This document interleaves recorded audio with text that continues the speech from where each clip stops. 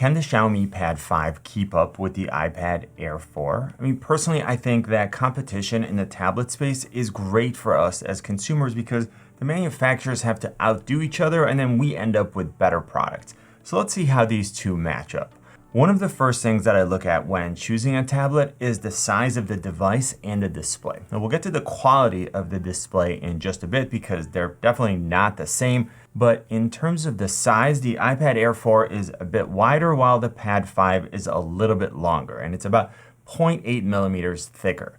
We're getting an 11-inch display on the Pad 5 versus 10.9 inches on the iPad Air 4. And the Pad 5 is also heavier by about 0.12 pounds or 63 grams. Now, as far as portability, these differences aren't super meaningful, but as we start taking a look at the design and the quality of the displays, these two will begin to separate. From a design standpoint, the two tablets appear quite similar, with relatively small bezels all the way around, rounded corners, and flat edges. Both look very nice and they have a premium feel to them, but the entire frame of the iPad Air 4 is machined aluminum versus aluminum sides and a plastic back on the Pad 5. There is one super important ergonomic difference between the two, so instead of smoothly transitioning from the frame to the cover glass like the iPad Air 4, the Pad 5 sides don't extend all the way up to the glass, and there's a sharp edge which quickly became uncomfortable to me when gaming. It wasn't a big deal when I was watching video because my hands don't constantly rub against the edge, but it was super noticeable after about 30 minutes of playing PUBG. Now, looking around the edges, both tablets have power buttons at the top, volume controls on the right, and USB-C ports for charging and accessories. Both tablets also feature connectors that can be used to communicate with dedicated keyboard cases. Now finally, we see 4 speakers in both cases, 2 on each side, but the Pad 5 actually has 4 speakers versus 2 on the iPad Air 4, and we'll talk about the audio quality later on in the video. For biometric authentication, we see 2 different approaches here. So the iPad Air 4 has Touch ID integrated into the power button, and the Pad 5 has Face Unlock using the front-facing camera. The choice really comes down to how you use your tablet. So Face Unlock doesn't require you to locate a button each time, but it is less secure than Touch ID, so you'll have to decide what's most important to you. Now it's time to talk about the displays, and we're going to see some important differences. So the iPad Air 4 has a 10.9-inch 60Hz display with a resolution of 1640 by 2360 and an aspect ratio of 23 by 16, so it's fairly close to 3 by 2. It's a P3 display, which is a wider color gamut, and we're getting 264 pixels per inch. The Pad 5 has an 11-inch 120Hz display with a resolution of 1600 by 2560. It supports DCI P3, has an aspect ratio of 16 by 10 and a pixel density of 274 pixels per inch. The first difference we notice is the faster refresh rate of 120 Hz on the Pad 5. This means that things like opening and closing apps, or navigating around the home screen and settings, or even scrolling within apps and web pages are going to look smoother. With Apple, this higher refresh rate is currently only available on the 11 and the 12.9-inch models of the iPad Pro, but I also want to mention that the Pad 5 doesn't have adaptive refresh rate like Apple's ProMotion. Meaning that with the Pad 5, you can choose between 60 and 120 Hz, but the device won't change the refresh rate in real time based on what you're viewing in order to optimize the viewing experience or preserve battery life. The 16 by 10 aspect ratio on the Pad 5 is excellent for things like watching YouTube or Netflix, because a lot of the content that we watch tends to be 16 by 9 and we're getting a larger image with smaller black bars. On the other hand, I prefer the 3 by 2 aspect ratio of the iPad Air 4 for things like note-taking with the Apple Pencil, because I'm getting a little more width to work with. Ultimately, the two are close enough in terms of aspect ratio to where I'm not going to give one the definitive edge over the other. And the Pad 5 also has a slightly higher pixel density, but not enough to make a noticeable difference. And at the same time, it does support HDR10 and Dolby Vision. When I have them side by side, both look fantastic, and I noticed that the Pad 5 is slightly more saturated and maybe a bit brighter. Now I want to move on to the audio and camera systems. And you may remember that although both tablets have 4 speaker grills, the Pad 5 actually has 4 speakers versus 2 on the iPad Air 4.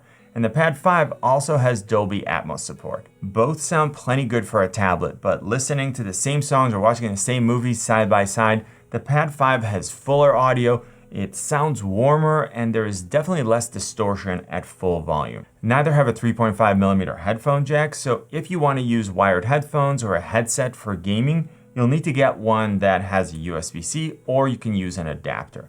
Now moving on to the camera system, we're getting a 7-megapixel front-facing camera on the iPad Air 4 versus an 8-megapixel camera on the Pad 5.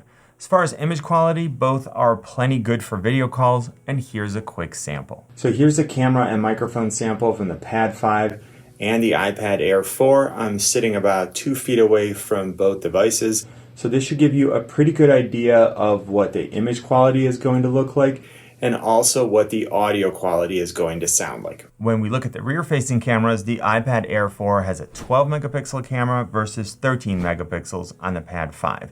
I've taken photos and video with both, and they both do a good job for a tablet. I always mention that I pretty much never use the rear-facing cameras on my tablets because I have better ones on my phones and they're much more convenient to use. But if you do plan on using these cameras, I'm pretty happy with the results that I got from both. Now it's time to talk about the accessories, starting with the stylus, which in both cases has to be purchased separately. The iPad Air 4 is compatible with the 2nd generation Apple Pencil, while the Pad 5 works with the Xiaomi Smart Pen. Both have about the same diameter, a flat edge, they have a matte finish, so they're pretty comfortable to hold, and with both, the feel of the tip of the stylus hitting the glass is very similar. If you've only had a chance to use something like the Samsung S Pen, both of these have a bit more of a firm feel when they come in contact with the glass. Now, the Apple Pencil is longer and it has double tap functionality to which you can assign function in the settings. The Smart Pen has 2 separate buttons, so you can actually have 2 different functions assigned at the same time. Both have worked really well for me for taking notes, for marking up documents, and for sketching. But my one complaint about the Smart Pen is that the buttons are a little bit too high, so I have to readjust my grip every time I want to use them. Both magnetically attach and charge to the side of the device. They do require a charge in order to work, and both pair wirelessly. Now, the displays on both tablets are fully laminated, meaning that the display itself, the touch layer, and the cover glass are fused together into a single display assembly. Now, this means that the image appears like it's right on top of the glass, and the tip of both stylus options looks like it's actually touching the content that's being created. Now, as far as keyboards, the Pad 5 is compatible with the Xiaomi Pad keyboard, while the iPad Air 4 uses the smaller Magic Keyboard or several great options from Logitech. One advantage that I'm going to give the Magic Keyboard is that it has a trackpad, which I really like because it means that I don't have to reach for the display every time I want to click. Now moving on to processing power, the iPad Air 4 comes with the A14 Bionic chip, and both the 64 and 256GB models come with 4 gigs of RAM. The Pad 5 comes with the Snapdragon 860, and both the 128 and the 256GB models come with 6 gigs of RAM. I'm going to quickly show Geekbench scores for those of you who are interested, and then I'm going to go ahead and move to real life use. So the Pad 5 scored 754 for single-core performance, versus 1111 for the iPad Air 4. For multi-core performance, the Pad 5 scored 2754 versus 2678. Now, a higher score is an indicator of better performance, but I'm more interested in real-life use than the actual benchmarks. The iPad Air 4 has always been extremely fast and responsive for me. I don't experience any kind of lag, and navigating between apps or scrolling is always fluid and smooth. Now, I wasn't sure what to expect with the Pad 5, and for the most part, my experience has been pretty positive. The tablet is snappy, working with multiple tabs in Chrome has not been an issue, and I can have a ton of apps open at the same time and quickly switch between them without a problem. The one area where I consistently saw better performance on the iPad Air 4 is scrolling within a browser. So even with 120 Hz on the Pad 5, the iPad Air 4 felt and looked smoother. It wasn't an issue of refresh rate, it was more lag and stuttering on the Pad 5. So personally, I would give the edge to the iPad Air 4, and at the same time, for the vast majority of users, both tablets will have plenty of processing power for everyday tasks and for gaming, which I'll get to in a bit. Another area you may want to consider is multitasking. So both tablets have options for split view and additional pop-up or slide over windows. So you should be able to work with more than one apps at a time with both. The one area that I noticed a little bit of friction on the Pad 5 is that it slowed down when I was in split view, especially if I had YouTube playing on one of the sides. On the other hand, the iPad Air 4 didn't have any issues regardless of which two apps I was using. Now, in general, I like the multitasking capabilities of the iPad Air 4 better. They're a bit more refined and the user experience feels more seamless and organic. Now, the iPad Air 4 can also be used as an additional display for my Mac Mini, my MacBook, or iMac with Sidecar. It's one of the most underrated features with any iPad, and if you want to learn more about it, watch that video when you're done with this one. Now, looking at battery life, the Pad 5 has a larger 8720 mAh battery versus 7606 on the iPad Air 4. And the Pad 5 also has the edge in actual real-life use. For what I do in a typical day, I probably get about 10 hours of battery life on my Air 4, versus upwards of 14 hours on the Pad 5. And of course, this completely depends on what you plan on doing. So for example, watching video will use up a lot less power than playing PUBG. Now, the nice thing about the Pad 5 is that it supports fast charging of up to 33 watts. So if you get one, definitely consider buying a higher capacity charger. Now let's get to gaming, where both tablets did really well. So for basic gamings, you're not going to have an issue with either. What I was really curious about was how these tablets compare for more demanding games like PUBG or Genshin Impact, and also how they performed with Xbox Game Pass games. So Genshin Impact ran very smoothly on both tablets, and it was extremely rare that I experienced any type of lag. Playing PUBG, I was able to set the Pad 5 to Ultra HD graphics and Ultra frame rate, or up to HDR graphics if I wanted extreme for frame rate. On the iPad Air 4, I could only go to balanced for graphics if I wanted extreme frame rate, and I could still do Ultra HD graphics and Ultra frame rate. For how I play, this difference is actually pretty negligible because I'm usually on smooth or balanced for graphics and extreme for frame rate. I played a lot on both tablets. Gameplay was very smooth and the graphics looked great without any type of strange scaling. The one thing I want to mention again is that the iPad Air 4 was more comfortable because it doesn't have those sharp edges that the Pad 5 does.